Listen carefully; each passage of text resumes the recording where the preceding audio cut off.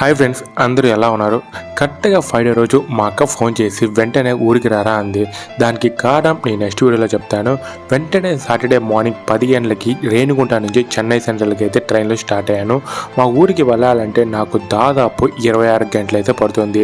చెన్నై సెంటర్కి రీచ్ అయిన తర్వాత మళ్ళీ చెన్నై ఎగ్మోర్కి వరకు అయితే వెళ్ళాలి. సరే, మార్నింగ్ కూడా ఏం తినకుండా స్టార్ట్ అయ్యాను. సెంట్రల్ పక్కనే ఈ రైల్ కూర్చో రెస్టారెంట్ అయితే ఉంటుంది. ఇక్కడ వెళ్ళేసి ఒక వెజ్ బిర్యానీ అయితే తినేసి ఎగ్మోర్కి రీచ్ అయ్యాను. ఇదే నేను మా ఊరికి వెళ్ళాల్సిన ట్రైను. చెన్నైలో 3కి స్టార్ట్ అవుతుంది. ఇంకా ఈ ట్రైన్లోనే నైట్ అంతా టైం స్పెండ్ చేయాలి. ఇదే చెన్నై ఎయిర్పోర్ట్. 2022లో నేను చేసిన ఒక్క మిస్టేక్ వల్ల ఇప్పటి వరకు నా ఫ్యామిలీలో కొంతమంది నన్ను దూరం పెట్టారు.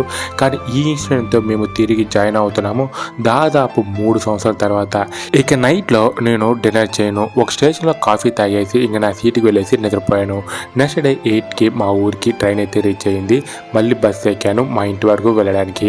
అలాగే ఇంటికి వచ్చేసరికి ఆఫ్టర్నూన్ 12 అయింది. డైరెక్ట్గా మా ఊరికి అయితే ట్రైన్ లేవు. కన్యాకుమారిలో దిగేసి అక్కడ నుండి బస్ ఎక్కాలి. ఇక వెంటనే స్నానం చేసి ఫస్ట్ సముద్రం దగ్గరికి అయితే వచ్చేసాను. ఇదే మా ఊరి సముద్రం. నెక్స్ట్ వచ్చే వీడియోస్లో మొత్తం అంత ఏం జరిగింది అనేది ఎక్స్ప్లెయిన్ చేస్తాను.